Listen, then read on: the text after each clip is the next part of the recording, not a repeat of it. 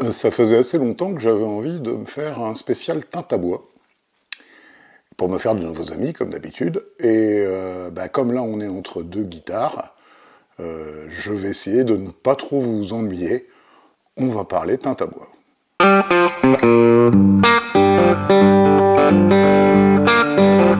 Teinte à bois, teinte spéciale bois, formulation spéciale,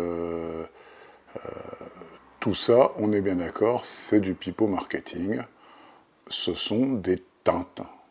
Et d'ailleurs, vous verrez que en suivant un peu les vidéos de Big D Guitar, je suis petit à petit passé à la teinte pour cuir pour mes guitares. Depuis les cavernes, l'homme a essayé de créer et d'ajouter des couleurs. Alors il a regardé autour de lui et puis il a trouvé des trucs qui marchaient, les pigments et les colorants. L'origine des deux termes, c'est les pigments sont d'origine minérale et les colorants sont d'origine végétale. Le charbon de bois, par exemple, et les argiles ocre, à l'origine de pas mal de couleurs des peintures rupestres des cavernes. Par contre, on va trouver comme colorant la coque de noix verte, dans laquelle on trouve le brou, ou bien un certain nombre de plantes. Un exemple typique, c'est le jaune du safran. L'autre différence aussi, c'est qu'un pigment va être en suspension dans le liquide, alors qu'un colorant va être dissous dans le liquide. En fait, on dit que les colorants se solubilisent. Très vite, bien sûr, les hommes des cavernes et ceux qui ont suivi ont pensé à rajouter de l'eau pour délayer et faciliter l'application. Et puis, quand ils en ont produit suffisamment pour pas tout picoler, ils ont essayé de rajouter de l'alcool, ce qui marche pas mal aussi. En gros, disons que l'humanité utilise majoritairement des colorants qu'ils trouve dans la nature, dans les plantes autour de chez lui. On va trouver toutes sortes de colorants. L'indigotier et le safran sont utilisés depuis plus de 5000 ans en Inde et puis pour le safran aussi en Égypte. On a plus récemment le pernambouc. Le pernambouc, c'est ce bois très rouge qu'ils appelaient bois de braise, d'où le nom d'ailleurs de Brésil. Brésil, en fait, le pays du bois de braise, puisqu'il y avait énormément de pernambouc au Brésil. Et en fait, le tournant a lieu à peu près au Moyen-Âge, avec l'essor des alchimistes et de l'alchimie, qui, eux, découvrent, à travers leur recherche de la pierre philosophale, toutes sortes de pigments, c'est-à-dire issus du règne minéral. La première synthèse, premier colorant de synthèse, entre guillemets, a lieu au 19e siècle. C'est un mec qui cherchait à fabriquer de la quinine, qui s'est gouré, et qui a trouvé la mauvéine, qui donne toute une palette de colorants. La plupart des colorants de synthèse actuels sont issus de la chimie organique, et plus particulièrement de la chimie du pétrole, malheureusement. Avec l'augmentation des prix des bois, est arrivé tout un marché pour les couleurs. Et puis nous, ça nous intéresse bien les couleurs parce qu'on fabrique des guitares électriques. Donc au début, les teintes à bois, c'était principalement des reproductions où on essayait de se rapprocher un peu d'une couleur de bois originelle, plus rare et plus chère que celui qu'on utilisait. Et puis, avec la mode du retour à la nature, les fabricants se sont mis aussi à faire des teintes pastel et un certain nombre de possibilités, donc d'aller petit à petit vers la couleur. Bien sûr, on peut fabriquer soi-même ces teintes à bois. Les anciens peintres broyaient des pigments minéraux pour faire leur peinture à l'huile. La peinture en tube existe depuis pas si longtemps que ça, en fait. Mais la solution quand même la plus pratique consiste à les acheter ou au moins à simplifier, on le verra avec Transtint, à simplifier la fabrication de ses propres teintes. Alors, dans le cadre d'acheter, il y a les grandes surfaces de bricolage. Et là, bonjour la jungle, on va faire un petit parcours avec quelques-unes que j'ai en stock depuis des années. On va trouver les industriels, les grandes surfaces de bricolage. Vous avez évidemment toutes les nuances, chêne moyen, noyer, machin, etc. c'est pas terrible, honnêtement. Ça, on a l'impression que ça a lavé le bois. Franchement, c'est à éviter ces trucs-là, quoi. Allez, on les enlève tout de suite. C'est pas top. Ça, c'en est encore. Ce coup-ci, c'est de la véraline. Ça, c'est pas mal, en fait. Si vous voulez juste teinter en gris, ça s'appelle de l'encre de Chine. Ça coûte quasiment rien du tout. Et c'est absolument superbe. Allez, ça, on se le met de côté. Après, il y a l'abomination. L'abomination, c'est le mec qui s'est dit « Ouah, le consommateur, il est feignant. Je vais inventer teinte et cire, c'est-à-dire que je vais mélanger la teinte avec la cire. » Et ça, c'est moche. C'est très moche. N'utilisez jamais ce genre de truc. Prenez du temps. Vous voyez qu'il y en a d'autres qui le font. Hein. Diamantine le fait, Siemi aussi. Teinte et cire monocouche. Mon œil, c'est de la daube. Une fois le solvant évaporé, ce qui reste dans du tissu, du cuir, du bois, etc., ben, ce sont les pigments ou les molécules de colorant. Et très très vite, en fait, on s'est aperçu qu'on pouvait ajouter un troisième composant, donc pas seulement de l'eau et puis du pigment, par exemple, mais l'alun d'abord, qui va aller fixer sur les surfaces, en fait, qui va faire un lien avec ces oxydes métalliques et fixer sur les surfaces les pigments. Et on a inventé ce qu'on appelle comme ça le mordançage, ou mordre, ou teinture mordante, on en verra quelques-unes. Une autre recette consiste à utiliser de l'ammoniac, mais ça marche, mais ça daube grave. C'est le cas, par exemple, des teintes mordantes des frères Nordin. Ça mord, hein, mais ça daube. Petite chose aussi, ben, on a l'inconvénient, c'est que, évidemment, ces ajouts, ces additifs, vont avoir tendance à légèrement attaquer le bois et un peu raccourcir, alors sur du long terme, hein, mais un petit peu raccourcir sa durée de vie. Dans les teintes à bois traditionnelles, on a les frères Nordin, donc avec cette fameuse teinte mordante. Alors, je vous cache pas que... Ouais, c'est de l'ammoniac, hein. Ah, ça se mérite, hein. Par contre, il y a des couleurs très très sympas en couleur bois. J'en ai 5 ici. Alors, elles ne sont pas obligatoirement à négliger ces teintes historiques. Hein. Vous voyez, celles que vous voyez, chêne moyen, palissandre, etc., etc. Parce que c'est vrai aussi qu'on n'a pas toujours des super bois. Et donc, il peut y avoir un intérêt sur des bois beaucoup moins chers, comme du hêtre ou du pin des Landes, par exemple, d'utiliser, pour rajouter un petit peu de relief, un petit peu de chaleur, de couleur, d'utiliser ces teintes à bois traditionnelles qui correspondent au ton des bois. On va voir un petit exemple. On a fait une guitare avec des bois communs et puis pas trop chers, hein, du hêtre, encore que ce hêtre est assez beau, et puis du pin des Landes. Et les teintes classiques, là on va faire merisier doré.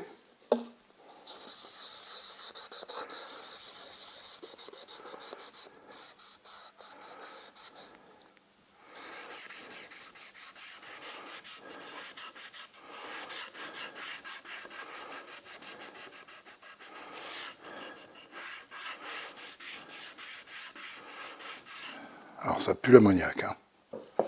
Palissandre.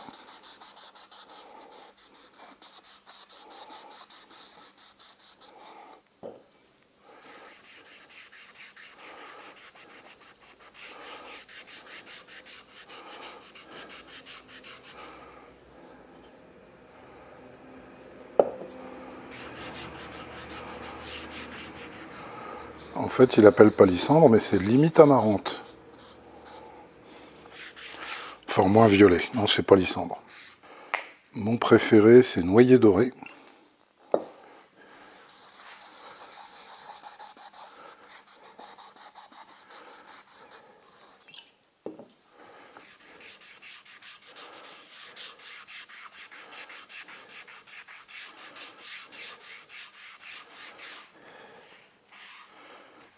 Chêne foncé.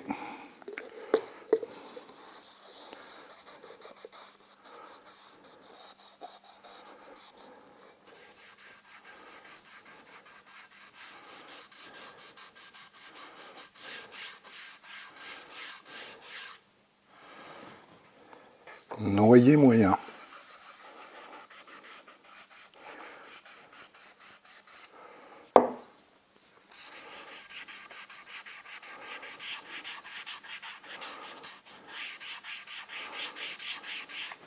Donc ces 5-là sont ces fameuses teintes mordantes. La marque c'est Frères Nordin. Bon, c'est sûr que là ça peluche un peu sur surtout celui-là d'ailleurs. Nettement moins le merisier doré. Là c'est vraiment très laid quoi. Là c'est pareil, il y a des taches. Ça marche mieux sur du hêtre. Quand même, on a beaucoup moins de taches. Et puis là, bah, on va essayer aussi, tant qu'on y est, la Luberon bleue.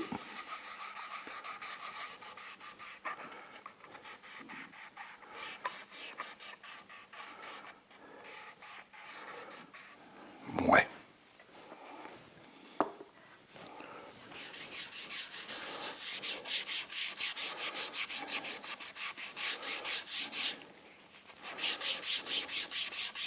Voilà, c'est génial, c'est moche sur les deux.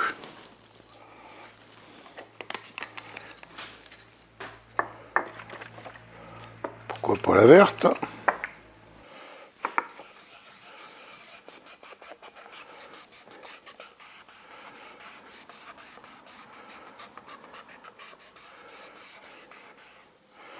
La verte est un petit peu plus regardable quand même. Encore que c'est pas encore...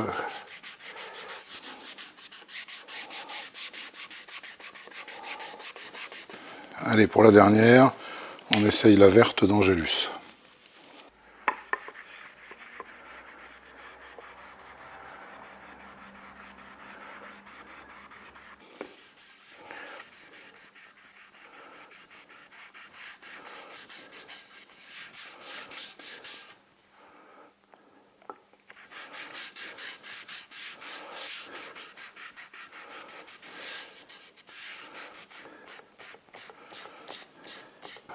Vert Libéron, vert Angélus. Vert Libéron, vert Angélus.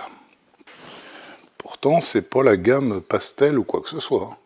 Teinte pour bois, ton décoratif. J'ai l'impression que ce qui coûte cher, c'est le pigment. Il n'y a pas une grosse différence de prix, hein, vous regarderez. Il y a aussi les industriels qui décident que le pigment ça coûte cher. Hein. Donc là, il y a la différence, il faudrait 2-3 couches. Là c'est pareil, j'ose même pas le comparer à ce qui a été fait de l'autre côté avec les bleus. Quoi. Celui qui est sympa, c'est le merisier doré de chez Nordin, qui donne une certaine chaleur. Pourtant, j'ai une jolie collection de bois, hein, mais du palissandre de cette couleur-là, j'en ai jamais vu. Donc le palissandre, c'est plutôt à éviter. Les autres celui-là donne une nuance de noyer, pas vilaine. C'est celui qui s'appelle noyer moyen, je crois. Sur de l'érable, en tout cas. Là, ça fait des blotches, là. C'est pas bien terrible. Le chêne foncé, c'est à la limite entre la teinte et puis la peinture, quoi. Voilà, mais à nouveau, comme je le disais, c'est une question de goût, c'est une question de pratique. Mais sachez que y a moyen, sur des bois relativement basiques, d'obtenir quand même des assez jolies choses sur du pain, là, comme ça, pain des Landes de base. Hein. C'est pas du haut de gamme, ça. On obtient des choses assez sympathiques. Alors, on a vu avec du hêtre et puis du pain des Landes, mais faut pas négliger parfois, par exemple, j'ai un morceau de caillat qui est franchement pas très intéressant. On va lui mettre une petite couche de teinte à cajou, et vous allez voir comment il va popper, comment il va se transformer et devenir un bois intéressant qu'on a juste envie, à la limite, de vernir, de finir comme ça.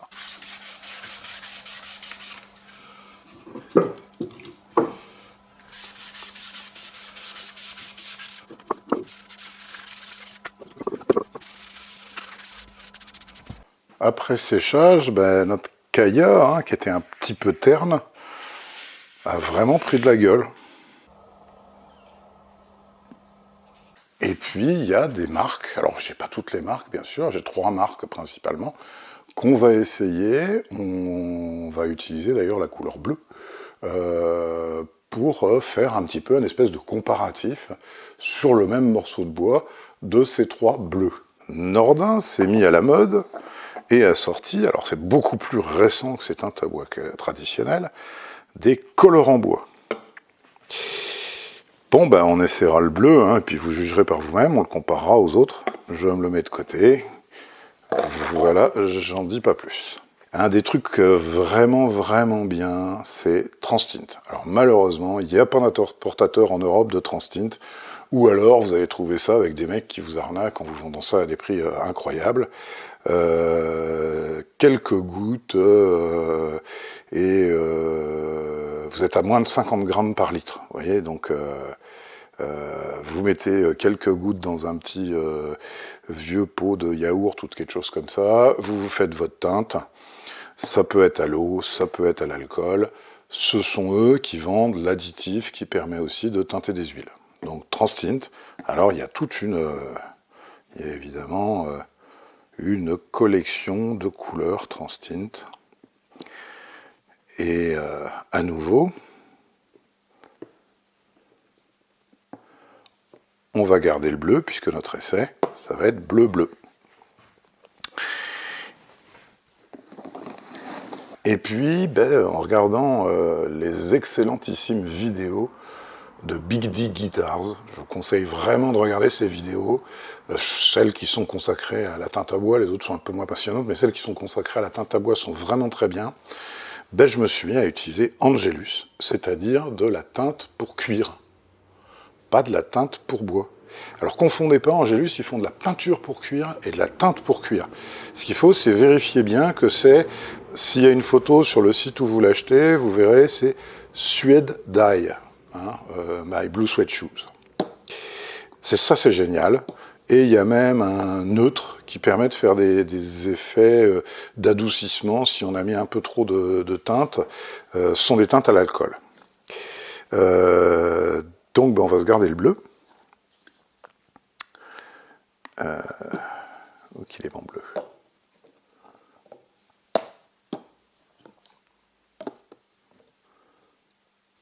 Voilà.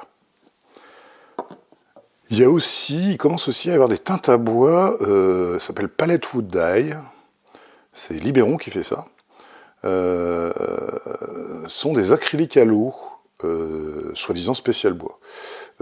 J'en avais pris un comme ça pour rigoler, voilà quoi. Par contre, ce qui est assez sympa, vous connaissez les céruzes, il existe aussi toute une gamme.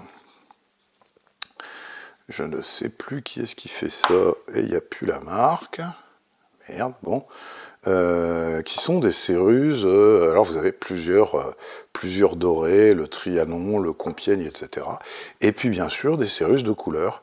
Et ça marche pas mal du tout pour faire des effets sur le bois. Exemple d'un essai, ce bol-là, en hêtre, tout simple, assez banal, somme toute. Le fait de céruser, vous voyez que remplit avec un vert très pâle certaines pores du bois. On le voit pas mal aussi de ce côté-là, ici, comme ça. Et on a un effet assez sympa, je trouve. Donc ça peut être aussi une idée de déco.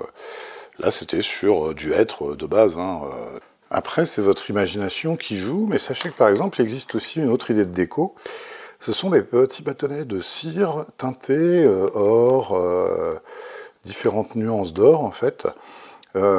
Si vous avez par exemple des petits trous, vous pouvez évidemment remplir avec de l'époxy, mais vous pouvez aussi délicatement faire couler en la chauffant, comme si vous mettiez votre cachet sur une correspondance.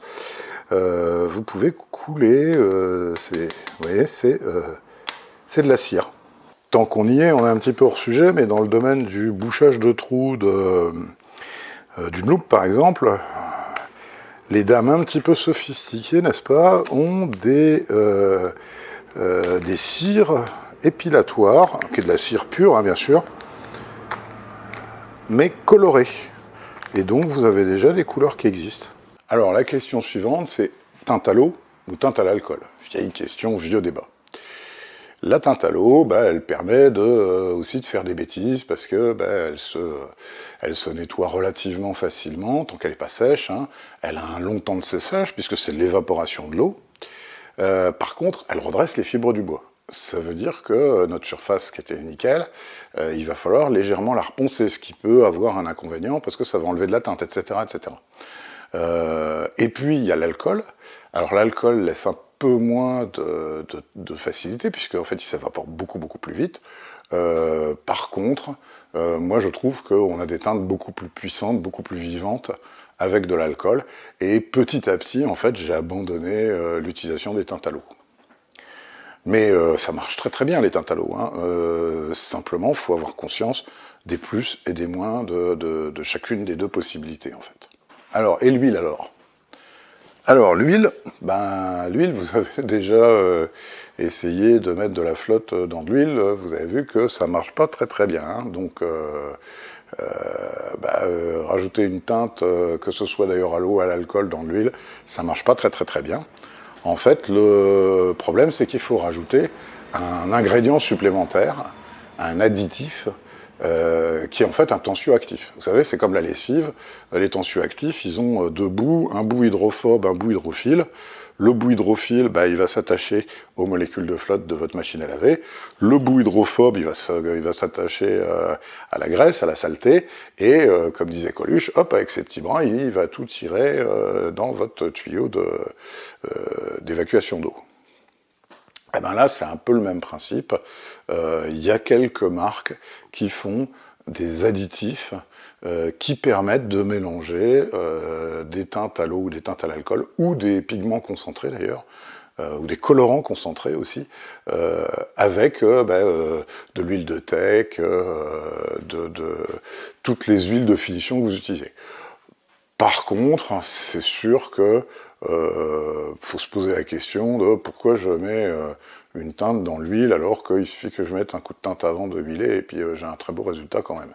Bon, mais avant que vous me posiez la question, oui c'est possible, mais pas juste mélanger les deux ingrédients, il faut un troisième ingrédient, il faut rajouter une molécule qui va accrocher les deux. La question, vous l'attendez tous, c'est est-ce que je dois m'arrêter au 240 ou est-ce que je dois aller jusqu'au 4000? Alors j'ai déjà fait un petit coup de gueule dans un short il n'y a pas très longtemps. En gros, soyons clairs sur le principe, vu même un pigment, on va prendre le cas du pigment de synthèse outre-mer, il fait 9 microns. Franchement, que ce soit du 240 ou du 400, il s'en cogne. Hein. Et en plus, bien sûr, évidemment, les molécules d'eau et les molécules d'alcool s'en tapent complètement. À nouveau, on va profiter de notre test de bleu de tout à l'heure pour vérifier la différence. C'est-à-dire qu'il y aura une moitié de la planche qui sera poncée au 4000 et l'autre moitié qui sera juste poncée au 240. Vous allez voir les résultats. J'en dis pas plus parce qu'il vaut mieux que vous jugiez vraiment sur le résultat final. Et donc on va faire notre essai avec Nordin, c'est à l'eau, Angelus, c'est à l'alcool, et Transtint, on va faire exactement en mettant le même nombre de gouttes, deux petits pots, un avec de l'alcool, un avec de l'eau, et comme ça on aura 4 teintes. Et puis, parce qu'il va falloir aussi illustrer l'autre aspect, on va le faire sur 2 endroits de la planche, un au 4000 et un poncé seulement au 240. Pour l'application d'une teinte, il y a 3 écoles. Il y a les fans du papier. Bon, moi je trouve que ça pluche un peu. C'est pas top. Il y a l'éponge, vieilles éponges, où il y a le vieux drap de lit en coton qui fait des petits tampons en coton qui sont parfaits. Il vous faudra, si vous utilisez par exemple du Transtint, des petits bocaux pour pouvoir faire votre mélange. Au final, j'en ai parlé pour enlever un petit peu le surplus, de la laine d'acier quadruple 0 et bien entendu des gants. Si vous fabriquez vos teintes à l'eau ou à l'alcool avec Transtint, ça vaut le coup d'avoir des petits bocaux avec des joints. Ça vous permet de garder la nuance que vous aviez fabriquée en faisant des mélanges, de la réutiliser beaucoup plus tard, puisque de toute façon, avec le joint, même si c'est à l'alcool, ça s'évapore pas. C'est parti. Nordin, Transtint à l'eau, Transtint à l'alcool et Angelus.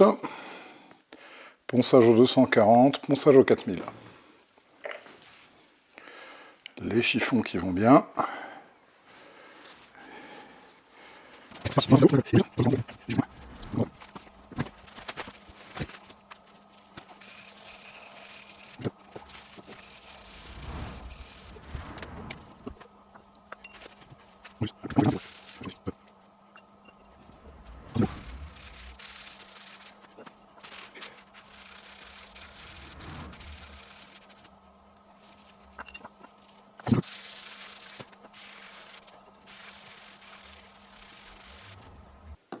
Et on va laisser sécher tout ça toute la nuit, et on regardera demain.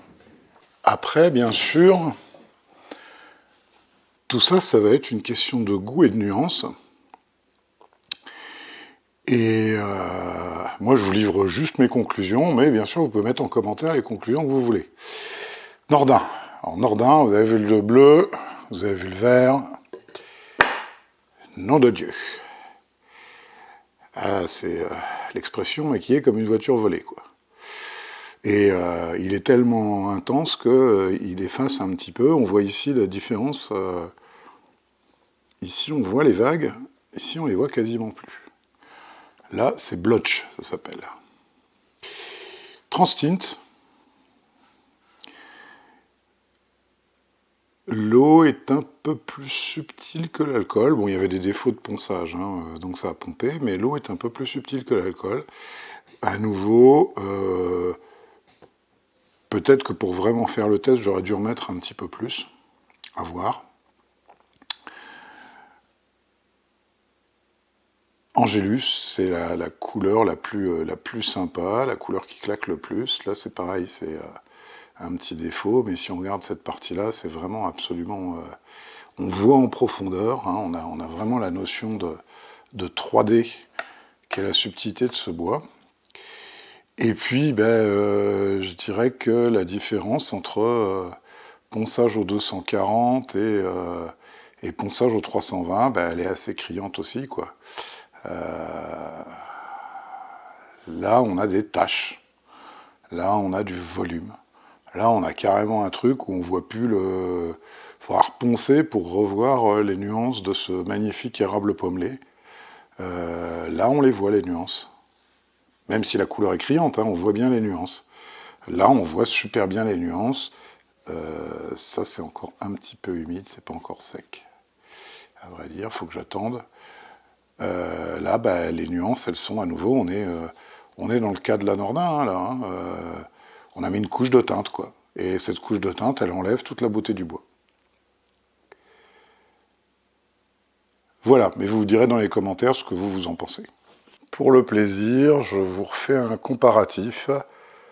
À droite, ponçage 4000.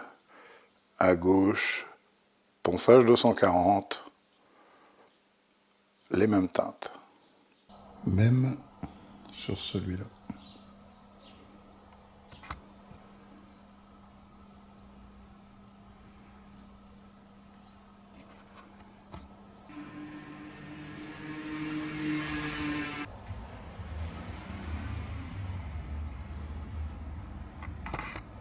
Une fois qu'on a fini de teinter, ce qui se passe, c'est qu'il y a toute une partie des molécules ou des cristaux qui restent un petit peu en suspension puisque leur solvant en fait a été assez évaporé, que ce soit de l'eau après 24-48 heures de séchage ou de l'alcool qui s'évapore beaucoup plus rapidement. Et donc une petite combine, ça va consister à s'en débarrasser en frottant, mais vraiment tout doucement avec de la laine d'acier 4000. On ne veut pas changer le travail qu'on a fait. Et puis après, la soufflette à fond et on fera partir un peu tout ce qu'il y a en plus. La protection des teintes. Là, on va se faire un petit burst vite fait sur un échantillon. Et puis vous allez voir ce que je veux dire. Les teintes ne sont pas stables. Et si vous utilisez après un produit de finition où l'application va consister à frotter, vous risquez de brouiller un peu votre travail, de dégrader, par exemple, si c'est un burst. Et on va voir ça dans un instant. La solution, elle a été trouvée par les artistes il y a très très longtemps, que ce soit pour les dessins à la mine de plomb, au crayon, ou les dessins à la sanguine, ou les dessins au fusain. Ben, ça consiste à appliquer une protection, à appliquer quelque chose qui va fixer, qui va protéger en fait toutes ces petites poussières en fait qui sont sur la surface du papier. Et donc il existe en bombe des produits pour artistes, justement pour protéger leurs dessins, parce que si jamais ils les rangent les uns sur les autres, par frottement évidemment, ça va se barrer. On a exactement le même problème avec nos teintes. Et donc la solution, c'est le fondure cellulosique en bombe, 2 couches. Et après, une fois que ces 2 couches vont légèrement imperméabiliser, entre guillemets, vous allez pouvoir passer de l'huile, du vernis, ce que vous voulez, y compris en frottant énergiquement, votre dégradé se barrera pas. Pourquoi? Parce que vous avez fixé, en fait, avec une micro-couche de surface, qui est ce fondure cellulosique en bombe. Appliquez pas du fondure cellulosique au tampon ou avec un bout de papier, parce que vous allez frotter forcément. On va se faire vite fait un burst pour illustrer notre propos.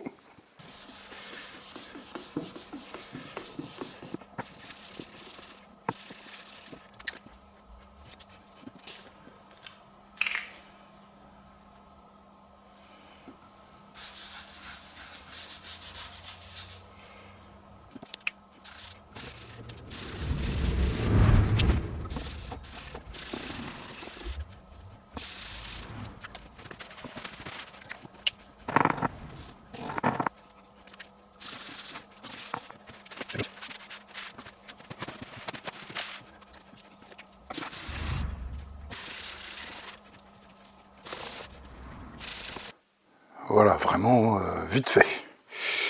À l'arrache, comme on dit. Le lendemain matin, on se dit, tiens, c'est sec. Hop. Allez, on va mettre tout de suite de la True Oil.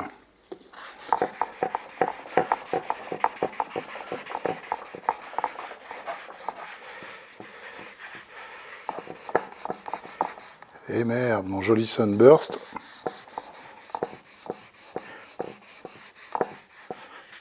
Il a pris sévère. De l'autre côté, triple 0.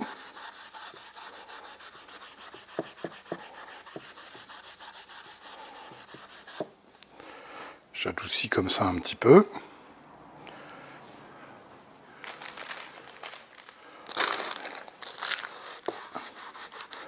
On nettoie.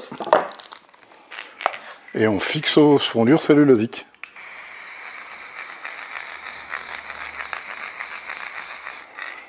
Deux couches.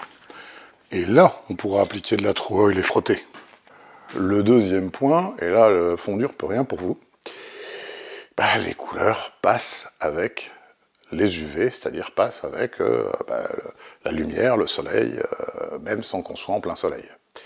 Et donc, ça vaut le coup dans ce cas-là, si on a fait un super tobacco burst sur un bois précieux, ça vaut vraiment le coup de prendre un vernis anti-UV pour qu'il garde sa fraîcheur.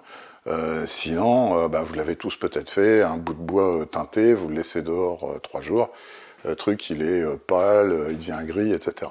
Rubrique les bois évités et les bois cibles. Alors les bois évités, le premier bois à totalement éviter, évidemment, enfin les bois à totalement éviter, c'est quand le bois il est déjà magnifique au niveau couleur, vous n'allez pas vous amuser à teinter de l'amarante ou à teinter du palissandre de Rio ou à teinter du cocobolo. Les bois sont déjà superbes comme ça, donc évidemment, pas de teinte. La deuxième, c'est le tilleul. Le tilleul, en fait, il contient... alors, il est super pour sculpter, bien sûr, mais il contient légèrement du savon qui fait que la teinte reste en surface, ça fait des pâtés, ça fait des mochetés et tout. J'ai jamais vraiment bien réussi à teinter un morceau de vrai tilleul. Donc, à essayer d'éviter. Le troisième à éviter aussi, ce sont tous les bois échauffés. Le hêtre échauffé, le frêne échauffé, etc. Pourquoi ça? C'est parce qu'en fait, l'attaque du champignon, puisque c'est ça qui donne ces fameuses lignes très graphiques, le champignon attaque différemment différents endroits du bois. Et ça veut dire que la teinte, elle va réagir différemment, même si vous avez super bien poncé, la teinte va réagir différemment par endroit, et vous allez vous retrouver, alors ça peut être parfois très très intéressant au niveau esthétique, mais vous allez vous retrouver un petit peu avec des taches, il y en a là, il y en a pas là, évidemment ça couvrira pas le noir, mais à l'intérieur de ces espèces de poches graphiques, vous risquez d'avoir des mauvaises surprises. Donc faites des essais, et même avec des essais, vu que votre planche d'essai, ce ne sera pas obligatoirement, ou même votre chute d'essai, ce ne sera pas obligatoirement ce que vous teinterez, attendez-vous un petit peu à des surprises, parfois bonnes, parfois mauvaises. Les bois idéaux, ce sont d'abord, à mon sens, les loupes. On va regarder là une des premières guitares que j'ai fait, où c'est de la loupe de peuplier. J'avais rempli les trous avec de l'époxy noire, et ensuite j'ai joué avec du rouge, du jaune, de l'orange, jusqu'à ce que j'obtienne cette notion de flamme de l'enfer. Les loupes, c'est magique. À teinter, c'est du bonheur.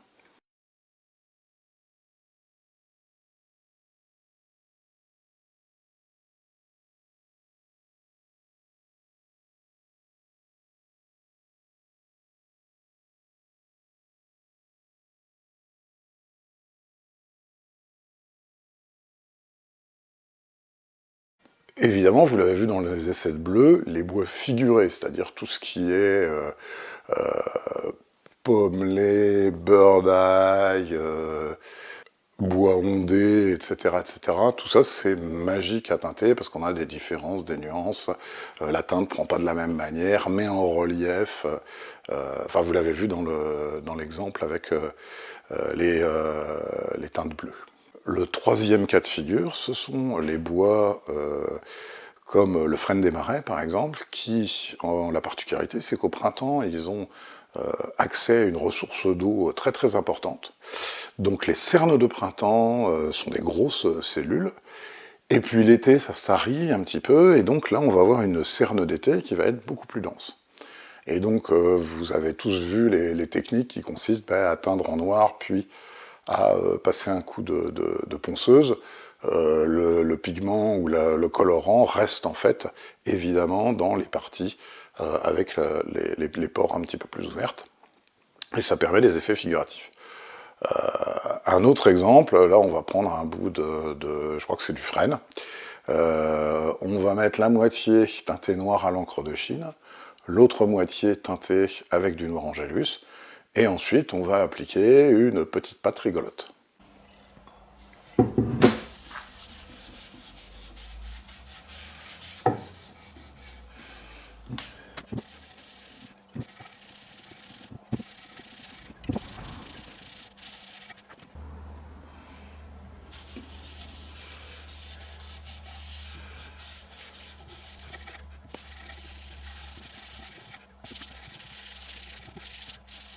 Application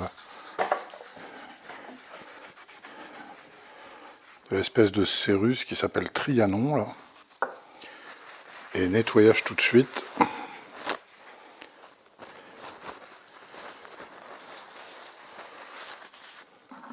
Au pétrole désaromatisé.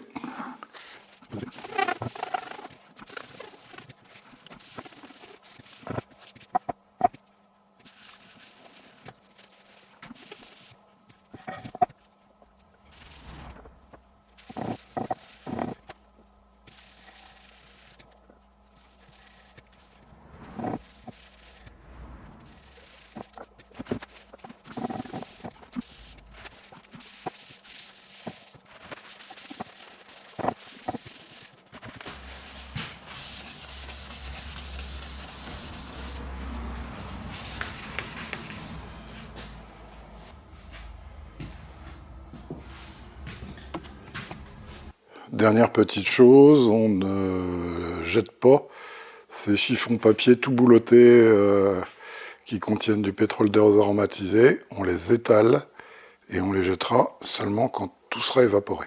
Bon, on a fait un tour avec quelques exemples. Il y a globalement 2 trucs à retenir, hein. Le premier, c'est comme d'habitude, la qualité de la surface initiale fait la qualité de ce qu'on obtient, ça c'est clair.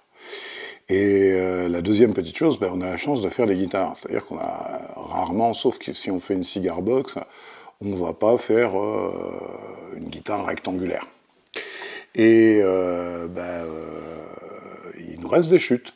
Et donc, systématiquement, faites des essais.